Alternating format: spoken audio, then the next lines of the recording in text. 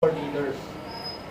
They are imposed on us by corporations, political parties, power brokers, and endorsers. Hindi po tayo namimili ng mga namumuno sa atin. Sa darating na eleksyon, as early as now, meron ng mga kandidato na sinusuportahan ng San Miguel Corporation, Ayala lang, diba? Lusutan, Gopongway, Henry C. Lahat ng mga malalaking mga tao, meron na sila pong manok. And our candidates are also forced upon us by power brokers and endorsers, also by powerful countries. Ang Amerika po, as early as now, maniwala man kayo hindi, ang Amerika po ay naghahanap na ng manok nila. Correct? Ang problema, tayo po, is it a matter of manok? Sino yung manok ng bansa Pilipinas? I don't want to use that analogy anymore. Hindi po sabong. Ang gusto kong tanong, sino po ang gusto ng Diyos para sa atin? At this point, as early as now, we are being fed names and faces of the usual trapo. I think God does not want trapos. But for so many years, God has allowed trapos to rule our land to teach us a lesson. Ano kaya eleksyon na yun? Yun ang tanong natin sa sarili natin. Bakit hanggang ngayon, trapo pa rin na namumuno sa atin? Eleksyon yun eh. Siguro tayo mga Pilipino, hindi tayo nagkakaisa reasons and for the right process. And I think I'd like to invite everybody today and in the coming days, let us now discern and choose properly. Elections are both costly and lucrative. One presidential candidate has reportedly spent 600 million and has more than enough to spend even more until 2010. Hindi ko na sasabihin ko sino yun. There are individuals, groups, businesses gearing up for the business of electoral campaigns. Hanap buhay po ang eleksyon. Marami na po ngayon pumuposisyon kasi mga printing press, television stations, ayan, TV, kikita po kayo. Radio station, at lahat, mga catering services, transportation, gasolinahan, lahat yan. This has been our situation all these years.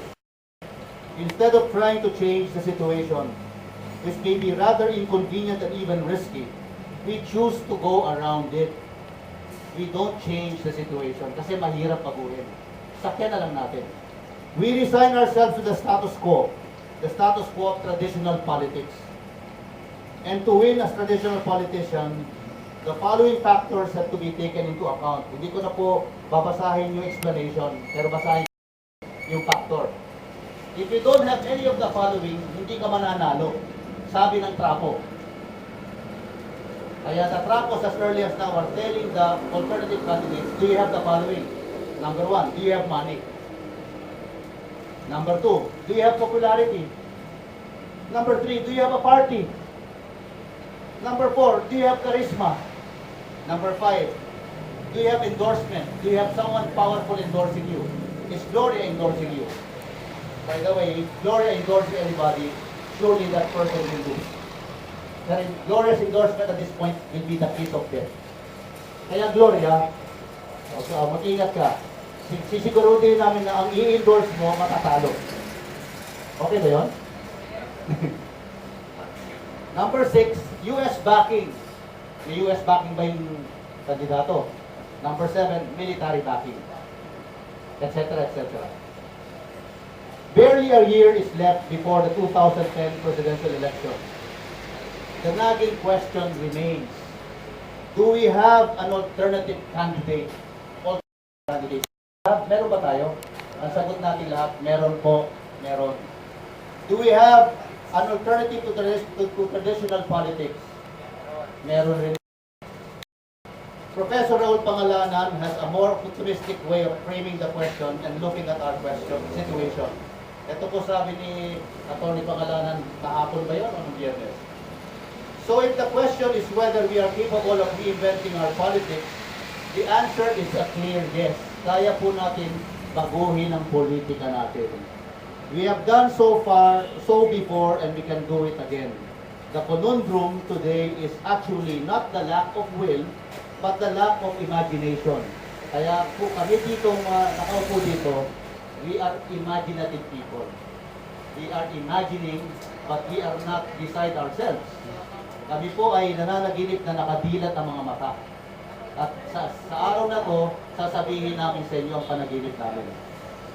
Our desire for change is really the flip side of our frustrations. We continually complain about trapos and immediately resign ourselves saying, wala tayong magagawa. Is it really our inability or our ignorance? Or as Professor Pangalanan puts it, is it our lack of imagination? Ang tingin ko po, wala po tayong imahinasyon. Kanina po natawa na lang ako. Sabi mo isang dyaryo, dahil si Willie Revillame ang pinaka-influential na artista, Willie should become president. Yuck! Walang imagination. Ako, ano ba yan? Let's go beyond the usual. No imagination. There is barely a year before elections. Kindly listen to what I will say now. We have time to do something and we must do it now. Ulitin ko po ha. We have time to do something. We must do it now. We don't have alternative candidates. Let us choose them now. Let me repeat it. We don't have alternative candidates. Let us choose them now. We don't have an alternative party. Let us create one now, today, in this Balitaan sa Tinapayan. Maganda nga yung lugar eh. Tinapay, Pandesal. Pandesal Political Party. No. Pilipinong-Pilipino. Let us create our alternative party now. We don't have money. Pakitaas nga po yung mga money.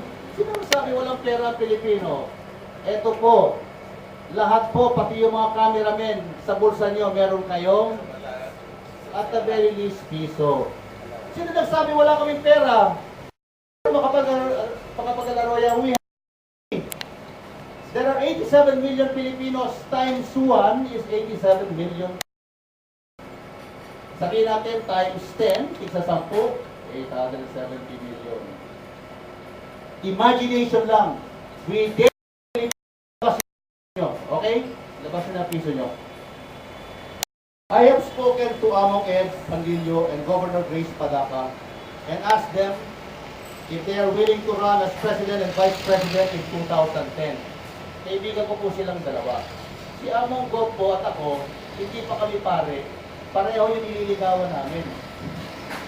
Pareho yung mga pangarap namin. Pareho yung mga kalokohan namin kasi magkasintanda kami ni Among Gov. We grew up together. And we became priests more or less at the same time. Governor, I met her because somebody told me there is this cripple who wants to run for governor. It will be good for you to meet her. You know, I met Grace Padaca at Arroceros Park. Arroceros Park. And Grace, na walang matibay na paa, ay nagpunta doon para tulungan kami sa kampanya against the cutting of trees. And from then on, Grace and I became ex-mates. From Hong Kong, I call her up regularly, the Philippines. And God loves the Philippines. God will not destroy us. Ngayon po, to end, I'd like to propose a way of distinguishing good candidates from bad. Piliin po natin ang mabuti versus magaling. May pagkakaiba po yan. Mabuti versus magaling. Yung mabuti po, buti is value. Ganito po yung sabihin ng magaling eh.